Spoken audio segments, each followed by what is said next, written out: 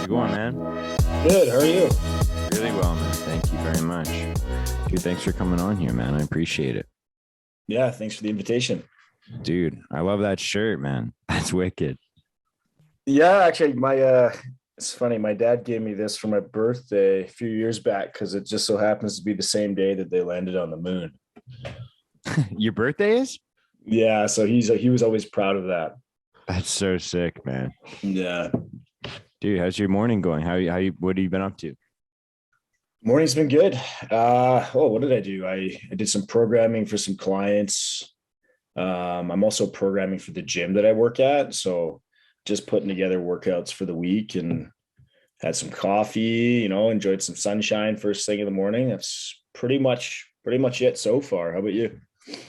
What did I do? I woke up, I went for a little jog around Richmond here, and Yeah. then came back, made some breakfast, had a little eggs and some sausages, and I did my little group call. I have like a little group call every Sunday morning where we just like kind of chat about mental health and kind of like it's like a weekly recap kind of thing.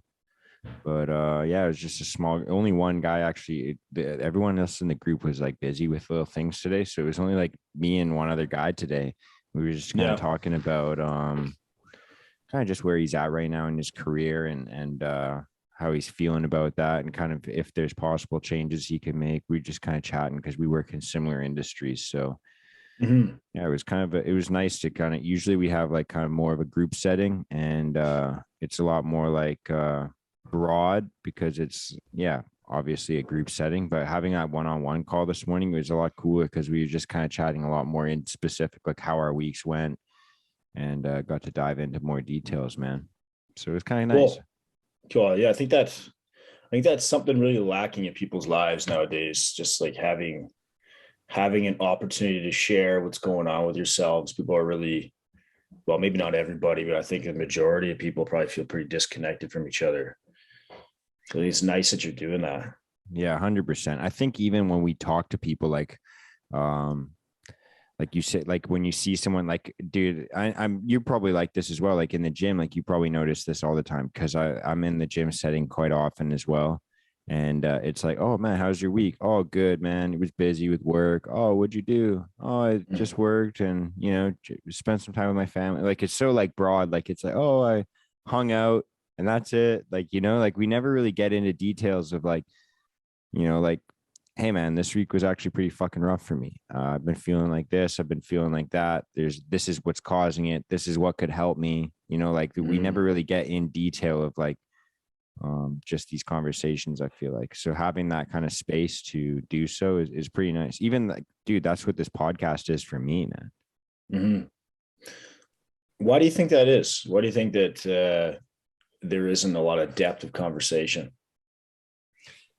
Well, I think there's a lot of different factors. I think like the obvious answer would the answer that everyone says is like stigma, right? Like it's like, oh, we have this like kind of concept of like keeping up with the Joneses, like as if like if we say something like, especially with the people that we know at like very surface level, we want them to think, hey, I've got this together. I'm not like just guessing. I know what I'm doing. You know what I mean? We have this kind of feeling like we are supposed to know what we're doing all the time because we think everyone else knows what they're doing all the time. Yeah, It's this yeah. weird fucking illusion that we all try and keep up, but it's not true at all. Like I talked, dude, that was one of the things we talked about last week in this group is like, I think it was like around like in my early 20s where I realized, holy shit, my parents were guessing the whole fucking time. Yeah, And then I realized everyone was fucking guessing the whole time. yeah. It's You know what like I mean? perfectionism, yeah, and it's funny that you say that. I think about this a lot, like just how freeing it is when you realize just, I don't know if the word fallible is the right word, but just how imperfect everybody is. And that's kind of what makes life fun. Is imperfect and you got things to work on, Like I know for myself, sometimes to a fault, I'm just pretty easygoing with things because I know that I can always get better. So most things don't bother me like maybe they did when I was younger. Um, I just don't put as much pressure on myself anymore. But it's interesting to see. I know even with like my parents, like I don't know if that was the generation, but they're still very like scared of showing their true colors to certain people. You know, it's like only very few people really get to know them. And I think to myself, I'm like, you know, for what? What's it matter? Like, what's it matter what people think of you? At the end of the day, we're all just trying to figure it out. Yeah, man. I feel like and it depends on like the context and the stigma around each individual thing, I feel like as well. Because I Mm-hmm. remember, yeah, even during like the very beginning of the pandemic, like I remember like my parents were like kind of scared of what the neighbors would think if we like had people over in the backyard or if we Mm-hmm. went for walks as a family, even like in the very beginning, like they were like, like walks are, and I'm like, man, I'm going for a run. I don't give a fuck. Like if people yell at me for wanting to go for a run, that's fucked Mm-hmm. up. You know what I mean? Like that was the way I looked Yeah. at it. But there's this like, and again, like I don't blame them. I'm not mad at them for anything like that, but it's in my eyes, it's like it's always like kind of fear based. You know what I mean? Mm-hmm. Where it's like, oh, what if they think this of us? Or what if they post like, dude, there's like even in tight knit group like communities, like my parents live in like a smaller community, like it's a suburb of a suburb. You know what I mean? Mm-hmm. And so like there's Facebook groups where like people post shit all the time about neighbors that, for example, Mm-hmm. like their dog takes a shit on someone's lawn and they're like, they're Yeah, like, I have pictures of your dog, blah, blah, blah, blah, blah. And they're like, yeah. it's Yeah, like no, it was everyone, you. yeah, exactly. And they'll like publicly shame them online. So like there's like people that are like actually fearful of that. They're like, what if we get Yeah. shamed online? Yeah. I mean, that's a topic of discussion in and of itself. Like, I don't know if like shame culture, like where does that stem from? I think some of it is natural, like humans have evolved to be conscious of what their peers think as a survival mechanism, right? But at what point, like where do you draw the line? You know, like what is useful and what is not, you know? Yeah, like what are we actually shaming people for here? Like, is Yeah. it like shameful acts like, hey, this person is like an actual like offender of like a sex offender, like a predator or Mm. something like that? Like, yeah, you should shame them for that. Like, that's something the whole community needs to know. But it's like, did this guy not flatten his cardboard before he recycled it? Maybe that's just like a Yeah. one-on-one conversation you have to have. Yeah. Yeah. You got bigger problems in your life if those sorts of things are bothering you, you know? Yeah, exactly. But that's Just try. that's Yeah. that's like an indicator again, like that's like an indicator of like true privilege. Like if that's the thing that's bothering you, Mhm. how amazing is your life that that's the thing that's bothering you is how your neighbor recycles or like where their dog takes a shit. Like, oh, you have to scoop up a piece of shit.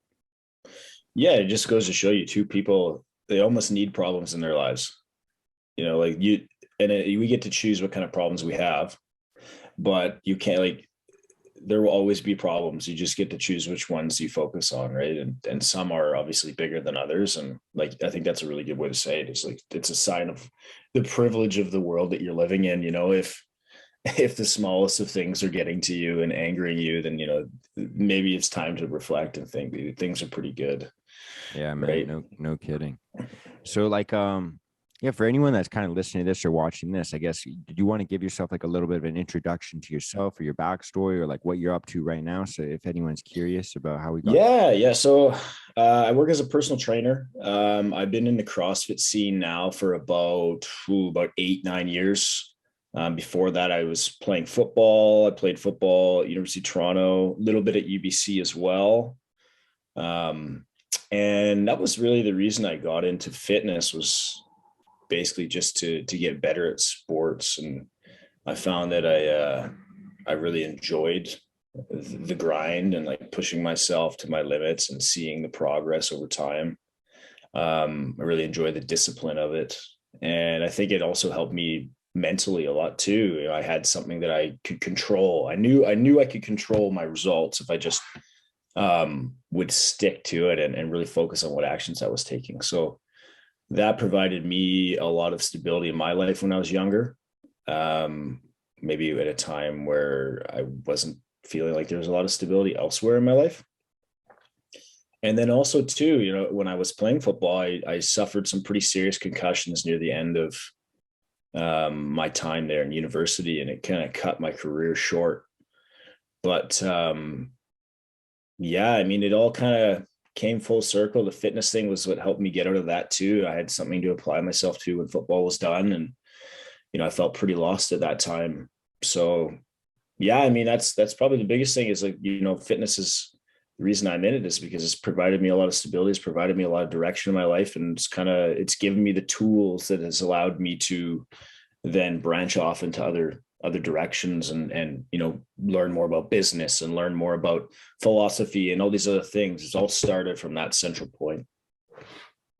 Yeah. And then like when you say like you had like a lack of stability, like I feel like a lot of people, they feel like dude, I feel like I have a lack of stability all the time. Like, there's always times where like I look at my life and I'm like, what am I fucking doing right now? Mm-hmm. You know what I mean? But could you point out like a key point of like maybe a time in your life where you're like, if I didn't have fitness, I would have been fucked? Is there something? Yeah. Oh boy. Yeah. So, I mean, I grew up in a household that, I had my parents were both in my life, which was great. My mom had some issues with alcohol, and we didn't really know that a whole lot growing up. She was pretty like secretive about it. But as we got older, we kind of found out that was a lot of the reason she was having the problems she was having. She was drinking a lot. And my parents split when I was pretty young.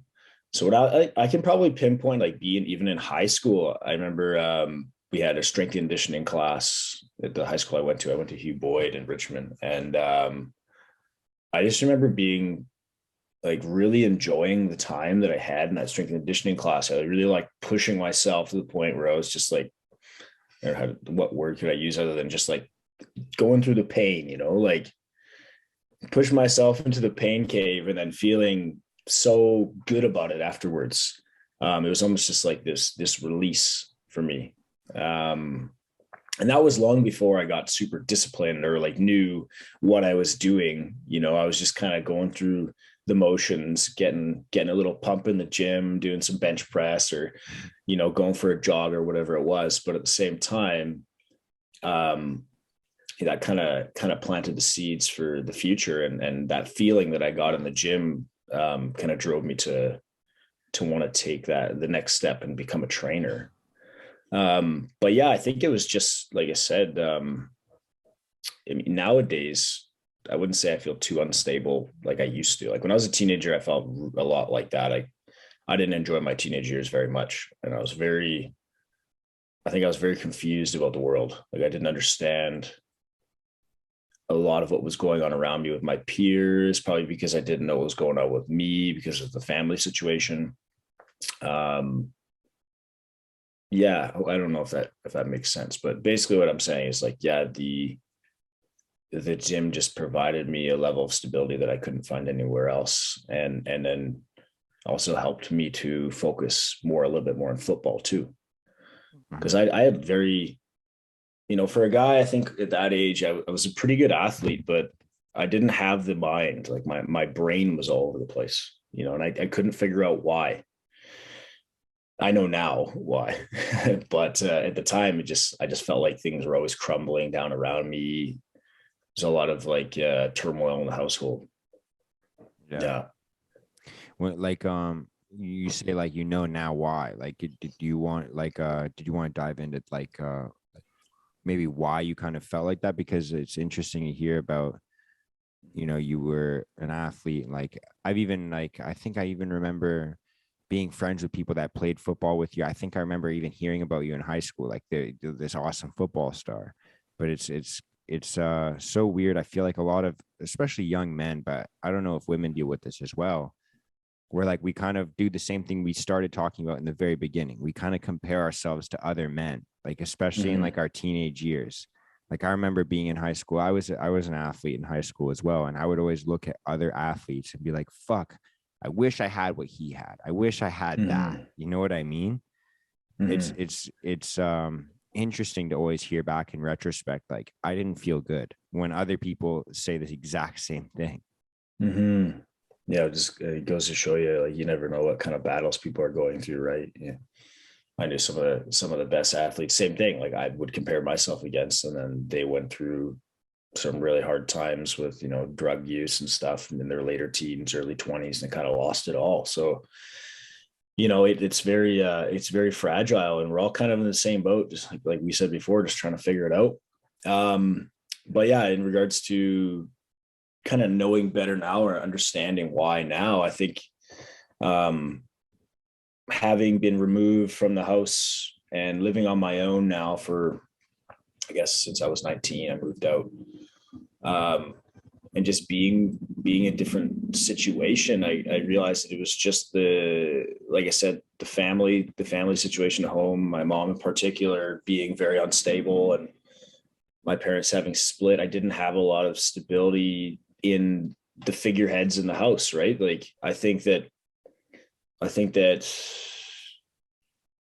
like having that stability in your parents is very important, or if it's not your parents, then it's whoever your guardian is, or the people you spend the most time with, right? Like if they're going through some pretty serious depression or substance abuse issues and that kind of stuff, it's gonna trickle over into your life as well. And I think that everyone's heard the whole, you're the sum of the 5 people you spend the most time with, right? That whole was that Stephen Covey, 7 Habits of Highly Effective People. Mm-hmm. Well, I think it's amplified even greater when it's your parents or your family, who that's basically who the best. And you take all your habits and all your information for the majority of your formative years from, right? So yeah, to answer your question, I think it was just, I always valued family a lot. And so, I couldn't really see what was wrong with me, because I thought that what was happening in the house was kind of normal until I got out of it and had some time for myself to like just go into the world and work and play sports at a higher level and be around new people and immerse myself into new environments, right? Yeah, that was going to be my next question, is like kind of what was like the catalyst, like once you kind of moved out. And because I had a pretty similar realization, like kind of I guess more finding of stability once I moved out and I started living on my own, or like with a roommate. I live with a roommate, but like once I had to pay rent, once I had all these different responsibilities, and when I came home at night, there wasn't someone nagging me to do anything. It was like, I got to clean up after myself. I've got to do all my own dishes. I've got to make my own bed. I got to do all my own laundry, like all of those different little things. That was kind of a smack in the face for me. But I guess I was going to say, like, what was like the biggest change for you? Like once you started like living on your own, that kind of made that mental shift for you. That's a good question. Well, I think, like I said, just the biggest change was just being out of it. I've always been a really curious person. So I always, from like a very young age, I was the type of kid who would ask why.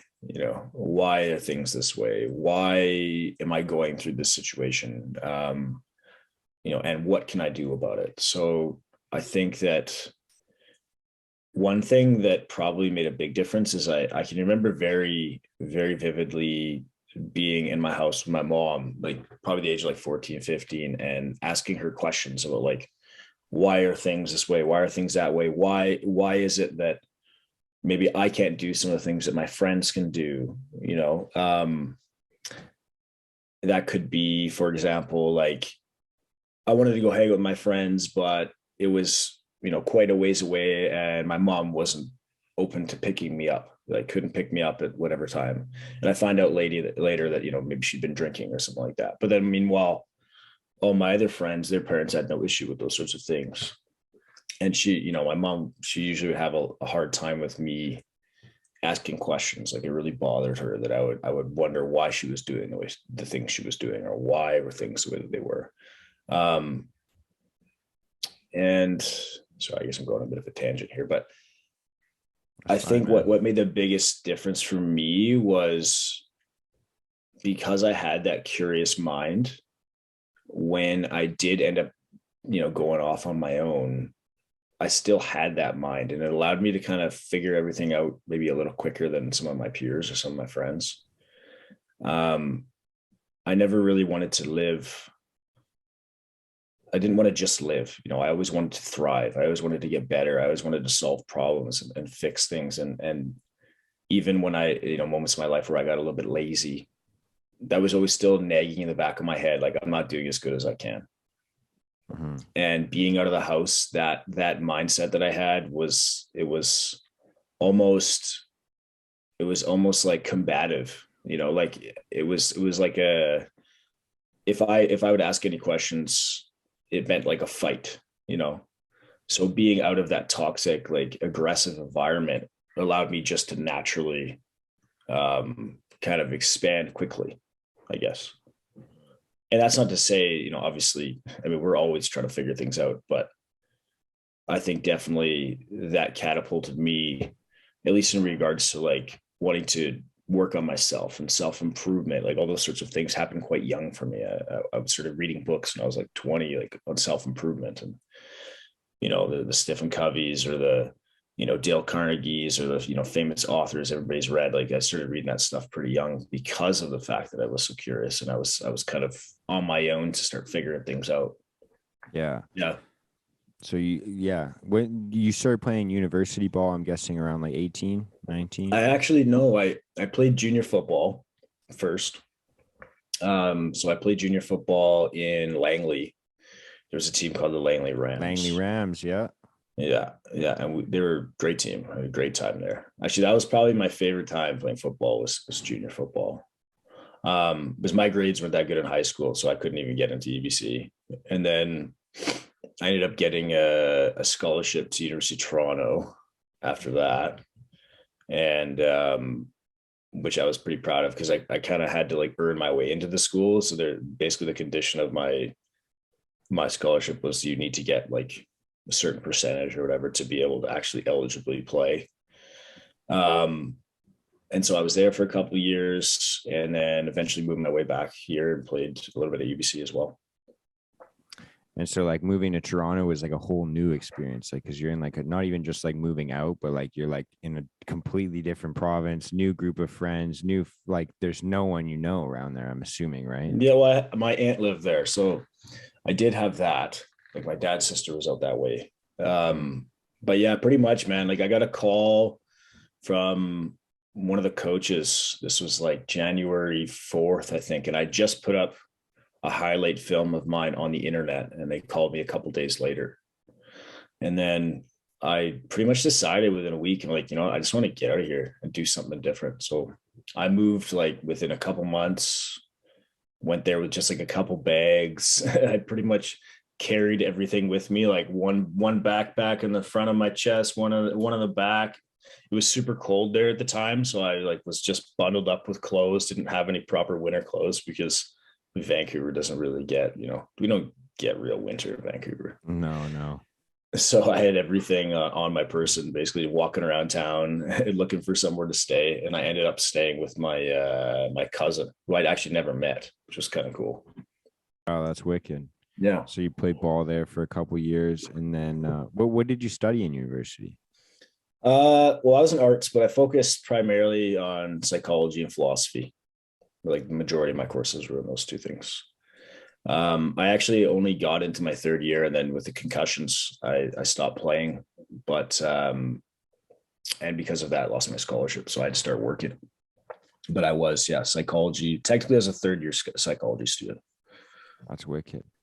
But after that shift, like I'm assuming, because I've gone through different kind of bouts with this kind of thing, and I can go into that as well. But like just recently, I stopped smoking weed. I'm on day 20 now, so I'm pretty proud of that, which is like the first time I've taken like a month off here and there, but like pretty much since I was like 16, I've been like half baked fucking half my life. You know what I mean? Like, and it's been it's been something that I feel like doesn't really inhibit my work ethic, in a sense that like I can work like 60-hour weeks while doing this podcast, while training every single day. Like if you were to ask any of my friends, they're like, yeah, he's not a lazy guy. He's always on the move. But I've just kind of come to this realization where I just felt stagnant in my life. And I kind of started to think, what's the one thing that I've avoided changing? I've been able to change my wake up times. I've been able to change my diet. I've been able to change the group of people I hang out with, my job, etc. Like there's always been different things that I'm like, all right, I'm going to change this in my life and I'll become a new man. But the one constant thing I was avoiding changing was like quitting smoking weed. It was always a part of my identity. And Mm-hmm. so like I pretty much came to this conclusion, and it's pretty easy as well because my girlfriend that I'm with, she's sober. So it's kind of been like she's never really pushed me and said like, hey, you're a little bit addicted to this substance. But like it's been easy to make that shift because she is sober as well. So I like 20 days ago, I was like, all right, this is the one thing I've like neglected to change. I'm gonna fucking change this now. And Mm-hmm. it's been like a weird shift in my mindset because it was literally part of my identity, you know, to be the stoner of the group of friends that I have. Yeah. You know what I mean? Like to just always be the guy like, and I would even make a joke out of it to be like, oh, I'm working harder than all of these people and I'm baked all the time. Mm-hmm. You know what I mean? Like it was a literal part of my identity. And so like, did you kind of go through that after you stopped playing ball? Because like, I know there was different times in my life, not just this, but like where I was like an athlete or where I was this person or that person, Mm-hmm. like kind of going through that shift or that change of identity. Did you go through that when you stopped playing ball? Oh yeah. Yeah. When I stopped playing football, that was probably like one of the hardest, I'd say one of the hardest times of my life, just because I'd put so much effort and time into it and didn't really like, I was convinced it's like, if I keep just applying myself, I'm going to go pro, and I was certain of it, but obviously never happened, and which is fine. But at the time it was very difficult for me to accept that I just couldn't play anymore. And it wasn't that I didn't want to, I just, my head was so rattled. Like anytime I got into any sort of contact with someone, I'd be like dizzy for an hour, like not even big collisions, just little shots with the shoulder or something. And I like would be messed up for days. So I couldn't do it. So yeah, no, I wasn't sure what to do. I decided that I wasn't going to let myself just sit there and sulk. I remember pretty vividly like playing some video games for like a couple of weeks with some friends, more than I usually would. And even that, I was like, yeah, I shouldn't be doing this. Like I need to figure out what's going on with my life here. And so what I started doing is, I didn't have a car at the time. I would just like bus around, look for jobs. I got like 3 jobs pretty much within like a month of all that finishing. I got a job in the movies. I got a job at Earl's as a server, and I got a job working as a personal trainer, which I'd already been doing a little bit in the past, but I was a bit of a hiatus because of football. And I started listening to a lot of audiobooks. Like I would just walk for hours. It didn't matter what the weather was. It'd be pissing rain. It'd be, super nice out, snowing, whatever. I would just walk around at least a couple hours a day, listen to audiobooks, like personal development, business, just try to figure out what it is I needed to do. And I figured if I crammed as much positive information into my head as possible, I'd figure out something. So that's kind of how all that shift happened. And then, I mean, I'd say within a few months later, I was pretty much back on my feet, more or less. And that was still back in Vancouver here, right? Earl's is like a local brand, I think, right? Do they have Earl? I was living near UBC at the time. I was living out in Kerrisdale. Oh, I love that area, man. I do renters there actually all the time. Yeah, so nice. So nice. So you're in Vancouver still at that time, which is like, how many years ago is that now? That was 2016. Yeah. So, 6 years ago. Yeah. And then now you're out like a lot more further east in BC. I don't know if you want to talk about like where you're at now, but yeah, I'm in Nelson, BC now, which is like, for anybody who knows BC or maybe just doesn't know Nelson, it's a couple hours east of the Okanagan.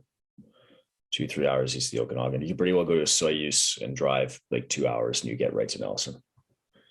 What brought you out there?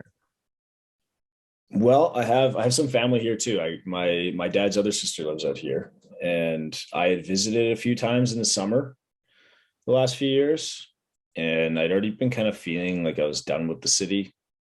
Just was kind of tired of the craziness of the city and wanted something quieter. Came out here, and Nelson's like, it's a pretty sweet little town. Like it's a little bit more bustling than your typical town of the size that it is. there's tons of restaurants and like activities you can get into. You know, people love the breweries here. They love like we got a really good Mexican place. It's actually kind of well known for being Canada's like one of Canada's best food destinations for such a small place. I think it's the most restaurants per capita in Canada. Holy shit. Yeah, it's a pretty sweet spot, and there's a lake here. There's lots of hiking. I love to hike, and I just so happened to find a couple gyms that like needed people. You know, they needed staff, and I had the experience. So I could pretty well just walk in and pick up a bunch of hours, and it was an easy way for me to, you know, get to know people in the community, and just a pretty seamless transition for me. That's really wicked, man, because I feel Mhm. like that's one of the biggest fears of people like kind of moving to a smaller town. They're like, what if I don't have opportunity for work? Like that's why people come to the city. And it seems like Mhm. you just kind of had that opportunity right off the get go. Yeah, well, you know, the Kootenays is the region we're in here, and the Kootenays, I would say that's usually true about it. Is it is kind of hard to find work, but there's some industries that are just booming.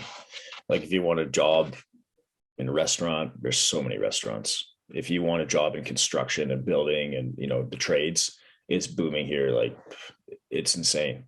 It's just the same way like Kelowna's growing, you know.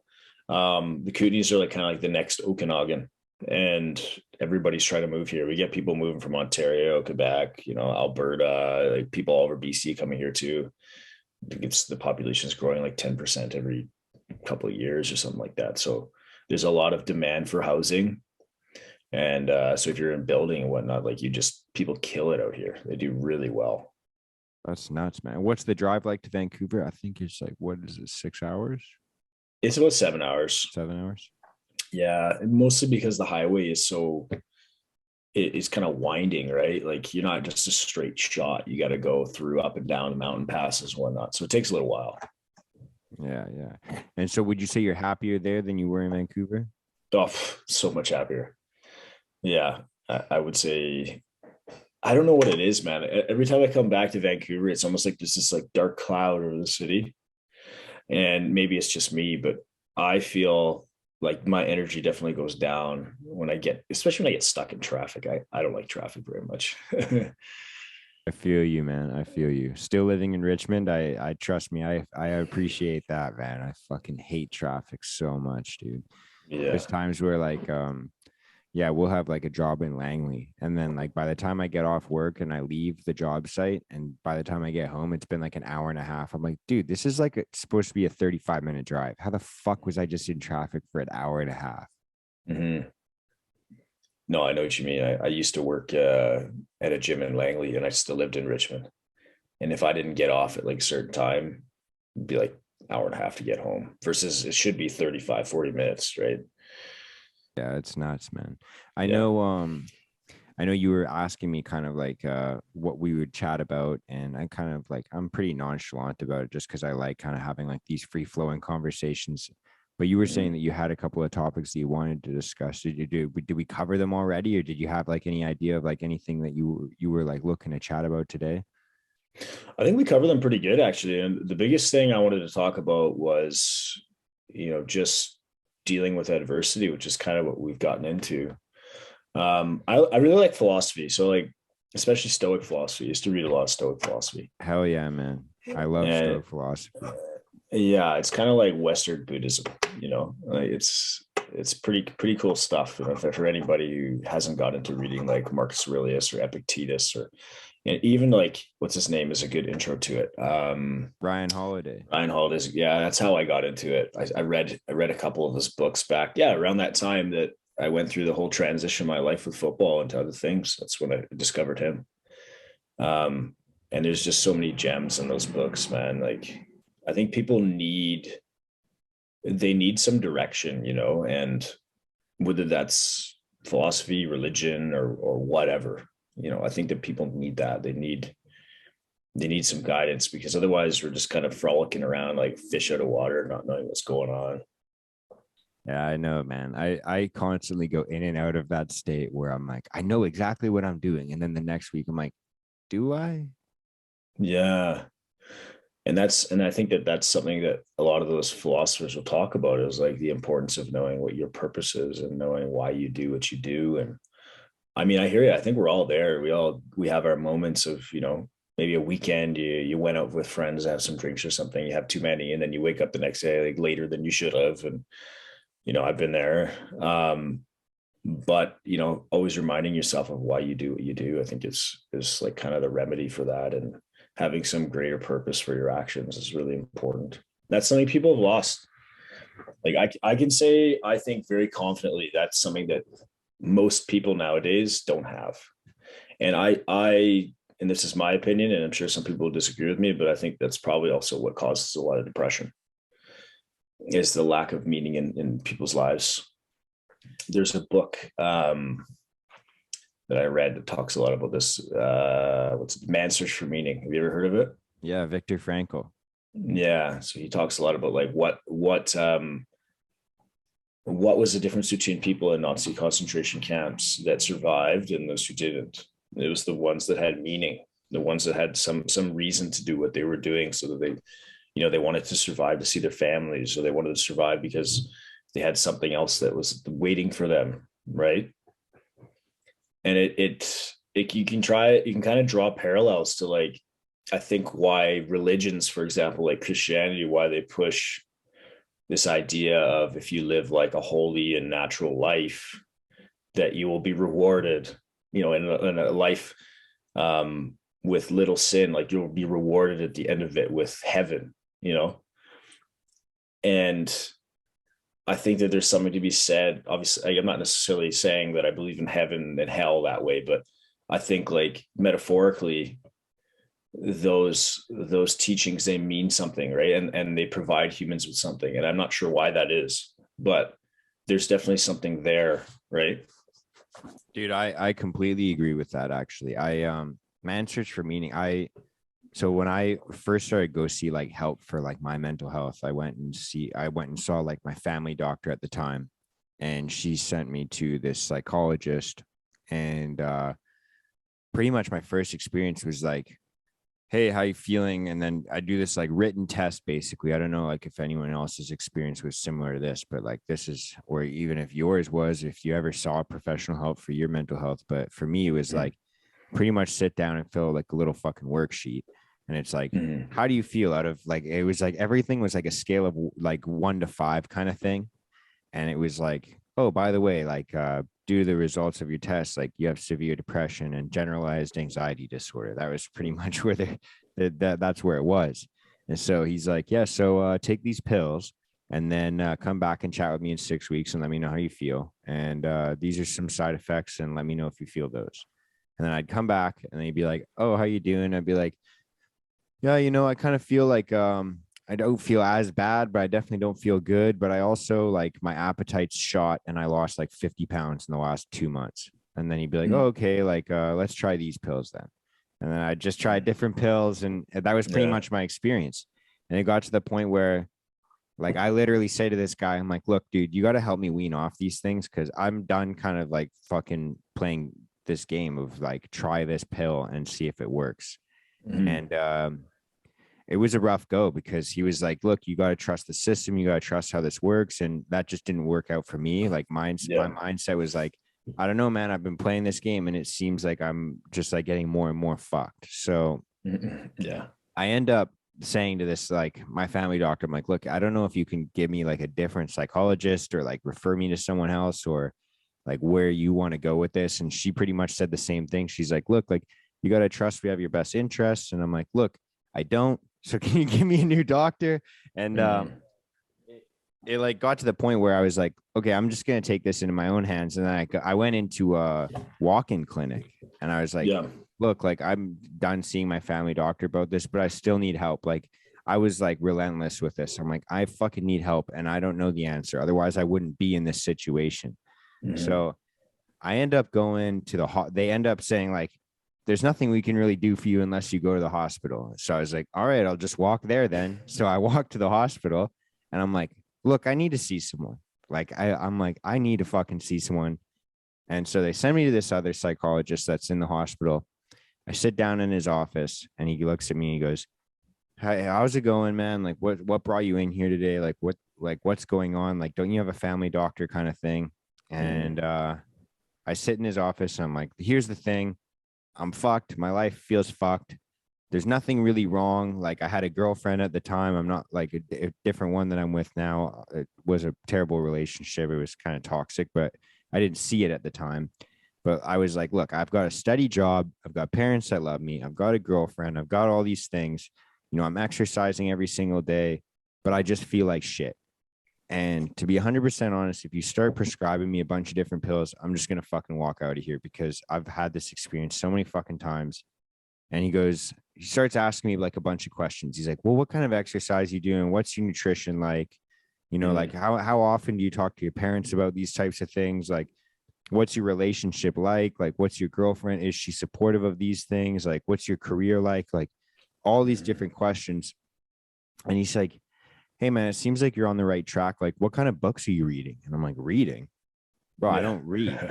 and he says, all right, I'm going to give you 2 books and I want you to read these books. And when you're done, when you're finished reading these books, come back and chat with me. And the 2 books he gave me were The Upward Spiral. I can't remember if I have it maybe here still.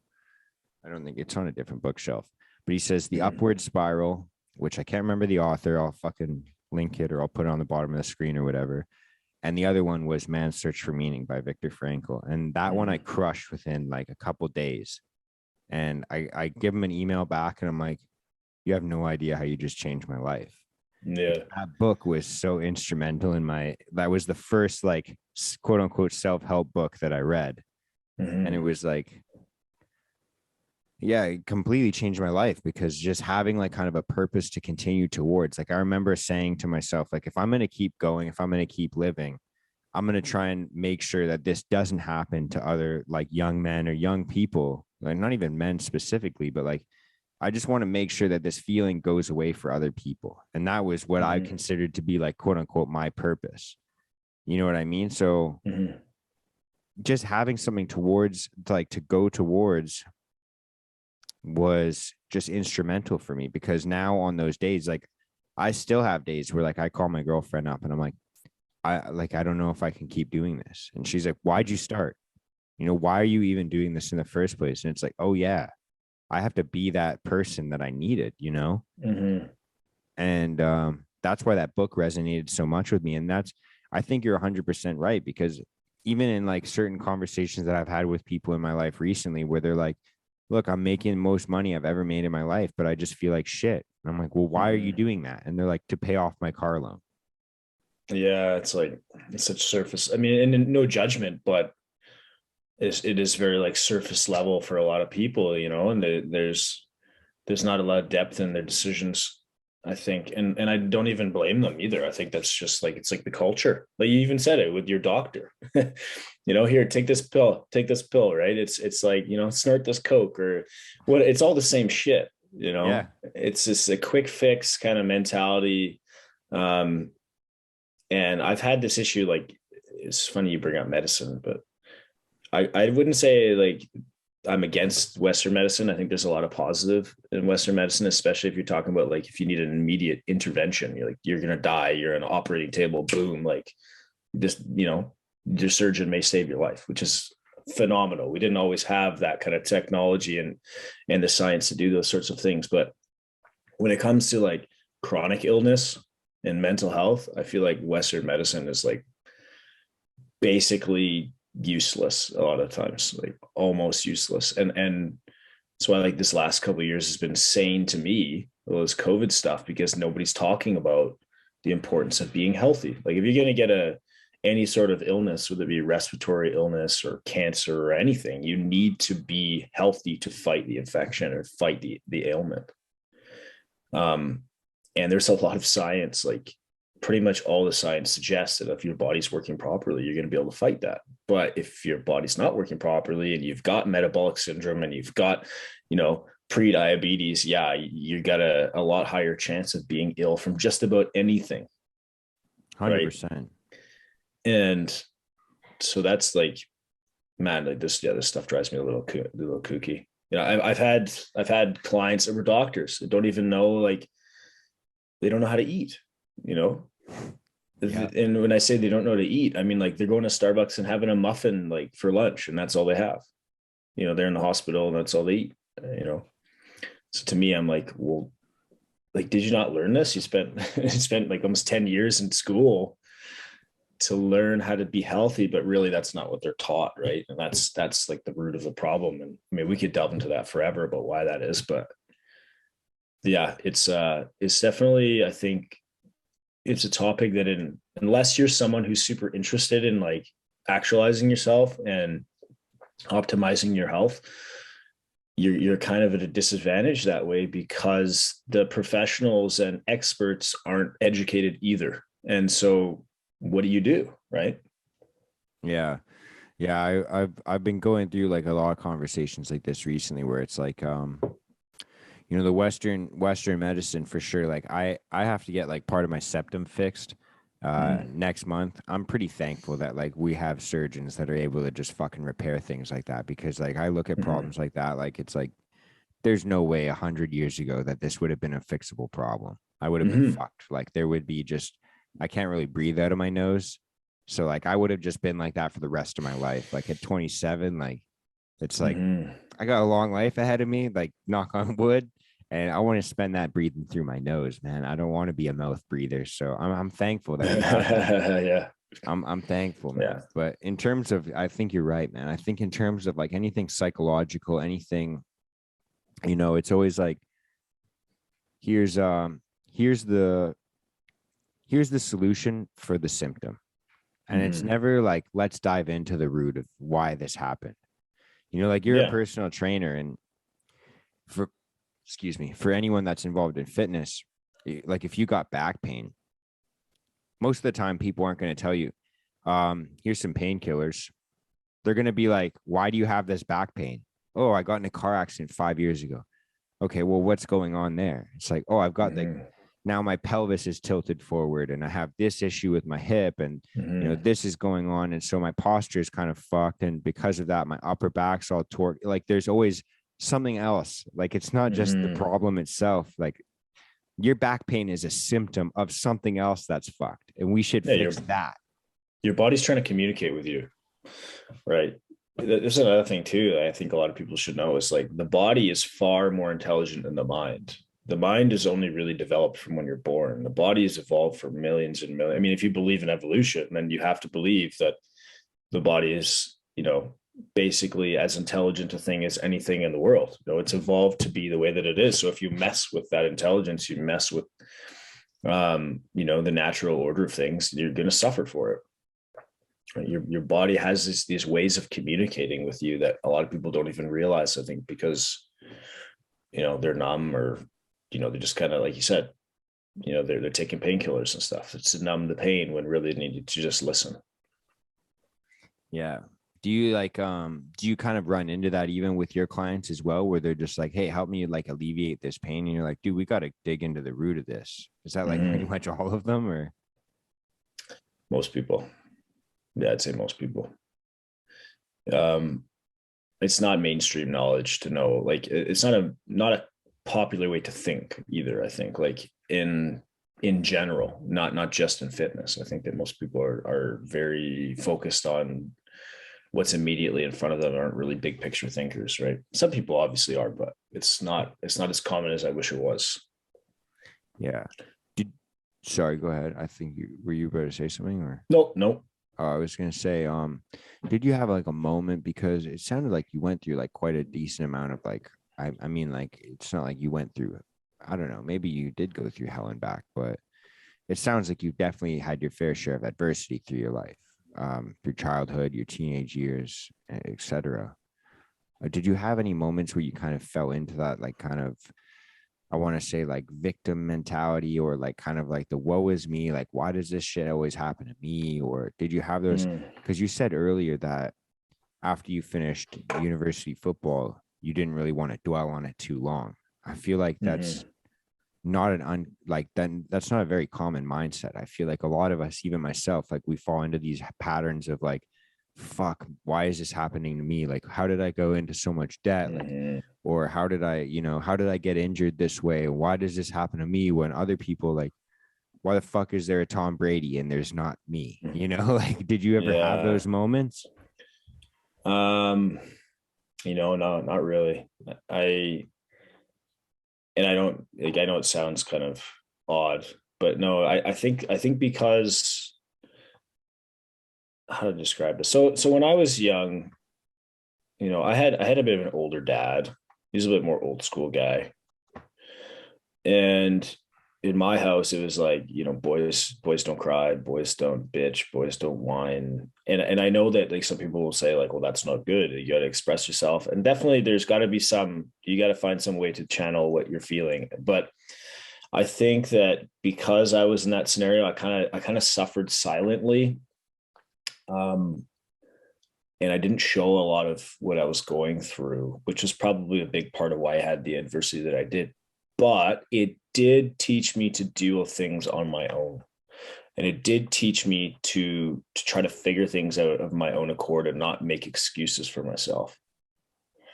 So maybe, I bet you a lot of my suffering came from that. But at the same time, I think I'm kind of happy that I had that upbringing as well, and plus football too. The culture was always like, you're not allowed to bitch. Like you bitch, you're off the team. Yeah. Right. Like if you show up to practice late, and my dad was my coach growing up, so I got it in the ear all the time. Right. Like I was the example. So if I messed up, I was the first one. Everyone saw him yell at me at practice. He'd be like, what the fuck's wrong with you? Like, you're captain of this team. You can't be doing that kind of shit. Right. And so I never really went through that sort of a phase where I felt sorry for myself. But, I went through other things. Like I had other struggles for sure. Like, I don't know if it was better or worse, Yeah. It's such a weird thing, especially like when you transition from that, because I've fallen into that so many times. So I'm like, fuck, man, how is this happening to me? And then like it sounds like it's like the same story. Like I've always I've been trying to think of it this way recently, where it's like it seems like the story's repeating. Every single chapter is the exact same, and then you realize you're the one writing the book. Then you're like, oh, I can write this completely differently. Like I don't have to fucking deal with this anymore. Yeah, you get to choose. Absolutely. But I think where it can be hard for people is they don't know that they get to choose. That's why I think that you'll see some people who, they're born into poverty or born into harder situations than, probably you and I can even fathom, but can still get out of it, and then there's others who can't. And it's because I think that they're just not aware. Like ignorance is the issue there. Like when you're made aware that you are the captain of the ship, then now you don't have an excuse anymore. It's just a matter of figuring out how to captain the ship. It's like, what are the skills that you need to acquire so that you're in more control of your life? Yeah, maybe that might be your answer to this, but I've been asking like a couple people this question at the end, in these interviews. But one of the things that has really been like kind of on my mind recently is like, you hear about like I used to do a lot of downtown east side volunteering for people that aren't in Vancouver. That's basically like a third world country in and of our city. It's like this fucked up war zone where basically nobody gives a shit what you do. You can just do drugs on the street. You can do whatever you want. There's like little to no police presence there, and when there is, there's just not enough manpower to stop how much madness there is down there. But that's a weird tangent. But I used to actually like try and interview people down there, and I'd ask them, like, what kind of brought you here? Like, and you hear about all these insane, crazy stories about maybe some tragedies that happened in their lives that led them to whatever path they took. And then you hear other stories of like, I don't know who you idolize, but pretty much anyone that we idolize, like anyone that we look up to, whether it's like a celebrity or someone in your life that personally, whatever it is, like an athlete, whatever. And you think, how did they get so awesome? Like what happened in their life? And there's always like this underdog story that we love to hear about where they went through like these crazy tragedies. And it's like, I don't know how we are able to accept that. You hear about this guy who ends up like homeless on the downtown east side doing drugs all day and can't afford food, and that it happened because of a tragedy. But then you hear about all these people that we look up to and how they got so great was because of a tragedy. Like, yeah, where's the divergence? Like, why does that happen? yeah. Yeah. I don't know, man. It's a tough one to answer. I can't say for sure, but I would imagine it's a mindset, right? And at the same time, you know, if someone's in that sort of situation, how do you teach them that kind of mindset? They might not be ready for it. And, you know, for those who know biology, you know that the prefrontal cortex doesn't work well when you're stressed out. Like, you can't think logically when you're stressed, right? And that's just a fact of life. You get into survival mode, right? And you put more energy into fight or flight. You're literally living in a fight all the time. You know, all the physiology is like the blood literally comes out of your brain and goes into your extremities, right? Your heart starts pumping faster, cortisol levels go up, you're ready to fight all the time. So if you're in that sort of state, you can't think, right? You can't think, you can't be creative. You know, you don't recover from trauma, whether it be physical or psychological. And it's just this like recurring cycle. And the only way I think the person can really get out of it is they need to A, know that they can, and B, have somewhere to go, right? Yeah. Do you mean like a physical place to go, or like a purpose towards something, or like positive environment, you know, like a positive environment, whether it be, I mean, at that point, it's so tough, right? Because I mean, I can speak from maybe just my own experiences of knowing people who are in that sort of state of mind. And like, it's hard to be around those types of people if you're a positive person. And we're always talking about, you know, surround yourself with positivity, which is true. But those people who are in the negativity, they also need positive people. And you know, and the reality is, I think it's a huge sacrifice for someone who's in a really good state of mind to be around somebody who's not, right? Like, I know a lot of people who are, maybe not a lot of people, but a few people I can think of, that are, you know, volunteering with people like that are living in the downtown east side, or that are, you know, working for the crisis, you know, hotline and stuff like that. And most of the people that I know that are involved in that also are kind of, I don't want to use, like, I don't want to say messed up, you know what I mean? Like, they have, like, psychologically, they're not 100% themselves. And I think that's probably what drives them to want to help those people, which is great. Like, we need people like that, but at the same time, it's such a complicated thing. Like, I don't know if there's an easy solution, right? I don't know if, the only thing I could really think of is if you just, like I said, you pick someone out of that environment and put them in a fantastic supportive environment where they've got proper nutrition, they got books to read, they got, you know, they got all the things that they need to recover. But most of these people end up, you know, like on the streets, or they end up in jail or something, where they're around a bunch of other people who are going through the same sort of problems. And so they never really escape it. They're literally living in like hell on earth, right? yeah. Yeah, I was gonna say earlier, like I'm not like a super religious person, man. I'm still trying to figure out what that stuff all means to me. But one thing that I've kind of realized, and this maybe might change. This maybe, I mean, it's changed in the past, but that's kind of where what I consider to be hell and heaven. Like, I don't know if I really believe in an afterlife, but I know that, you know, if you live virtuously, your life will become heaven. And if you don't live virtuously, I think that your life does become like a living hell. Like, that's Yeah. pretty much where you're at. Yeah, I agree with that 100%. 100%. And I think that's why there are those lessons and parables, is to get people to realize that. But yeah, I don't know. It's a deep thing, you know, like religion it's fascinating. And I used to not think about it at all. Like, not even a little bit. I thought it was silly, you know, but as I get older, I come to realize, like, maybe I was the silly one. Like, maybe some people have it figured out, you know. Yeah, Maybe it's not as simple as like we live in a really material world nowadays, because everything is so like focused on physical matter and scientific theories and whatnot, which is great. I think that's a part of like our evolution. But at the same time, as the saying goes, I'm not sure who said this, but you can take what is useful, discard what is not. You don't have to throw everything out because you disagree with one bit of information, right? Like, Yeah, it's like throwing the baby out with the bathwater. it doesn't make any sense. That's probably like the biggest thing that changed my life. Start thinking that way, is realizing that there's an in between. You don't need to be black or white. Yeah, 100%. That's kind of where I've kind of gone with this, like the spiritual journey, so to say. Like it's like with philosophy and religion, like I'm trying to just learn as much as I possibly can about everything, and just like you said, like take everything that works and discard what I don't like.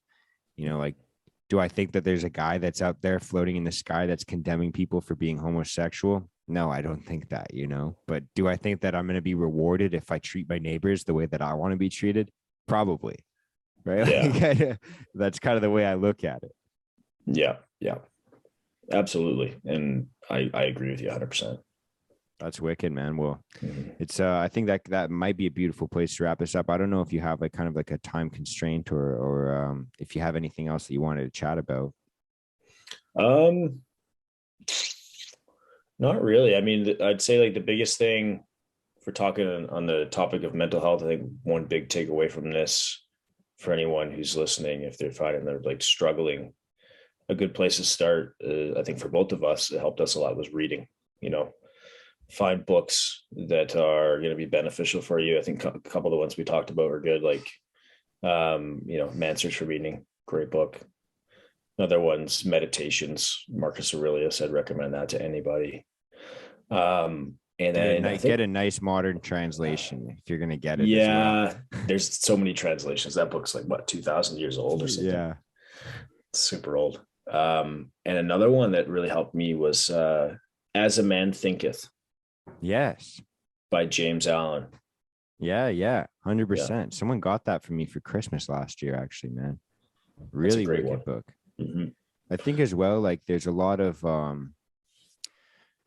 I read Meditations, and I read it after I had read books about meditations. So like I think a lot of the time with like especially like ancient philosophies like that, like even like if you want to read about religions, like if you want to go ahead and read the Bible, go for it.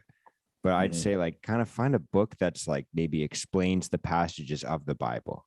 Do you get where I'm coming from? Like sometimes I think, especially for a lot of younger people right now, like if you're in your 20s, it's tough to read that kind of language. So like I think a modern translation or interpretation of these things is really useful for people, because I've given my friend my book, like Meditations, and he's like, bro, I couldn't even read it. Like, I don't even understand what the it is a lot. Yeah, that's true. So find the most modern translation, or just read Ryan Holiday. He's kind of summed up all that stuff. Yeah. I like his books a lot. I was trying to think of, I'm reading one of his books right now. That's why his name was like fresh on my mind, but I like that a lot, man. I think another one I'd recommend for people, I don't know if you've read this one, but was Art of Living. It was like Epictetus or Epictetus. Oh, yes. And it's just like short passages, like a few, like maybe a paragraph each page. And I used to just, that was my introduction to Stoic philosophy, was that book, Art of Living. And I used to keep it in my desk when I used to work at a gym. And every morning when I'd come in, I'd just read one passage and I'd be like, I don't know how this is so applicable to my life every fucking day. And it's so old and it's still applicable. That's what I find so cool about it, is like, it just goes to show you we haven't changed that much in that time, Yeah, like our whole world has shifted completely. Like they weren't even living in fucking, like, dude, if I were to show, like, I think it's so funny to actually think about this. If you think about, like, if you look around you right now, like at all the things in, like, I don't know if you live in an apartment or like a house or whatever it is. I live in an apartment. It's not that big. It's like less than 1,000 square footage. And I think like, it's pretty cool to think that I still live a better quality of life than like a king would have 1,000 years ago. Yeah. Warm my food up with 4 presses of a button, or like just to crank the fucking heat on my cast iron pan, I can warm up some meat that I have cooled in the fridge. Like we literally live. The convenience of the modern life, but it also goes to show you that people don't appreciate that stuff. They should. We're really fortunate. Like all the riches in the world couldn't have bought what we have 1,000 years ago. Yeah, absolutely. And they were still living, quote unquote, like kings. And here we are. Yeah, I guess king's a relative term, right? It's pretty nuts to think about, man. But dude, I'll let you go. I really appreciate your time, man. This was fucking wicked, and I'm looking forward to a round two. In fact, if you're ever in Vancouver, man, you have to come by and we'll do this in person as well, dude. I really enjoy this conversation, dude. I didn't think we'd have so much in common. This is sick. Yeah, that was a lot of fun. Thanks a lot for having me. Dude, thank you so much. Do you have anything else you wanted to? You should give yourself a plug. Let people know where they can find you. I'm going to do it in the description of this, but let people know where they can find you on Instagram and wherever else you are as well. Yeah, probably the easiest place is just Instagram. My Instagram is coach.ryan.reid, and Reid is spelled REID. Beautiful, man. Well, dude, like I said, thank you so much. And for anybody that's listening to this, I hope you have a good day, good afternoon, good evening, whatever fucking time you listen to this at. But that's it. Much love. Cool. Peace out, everybody.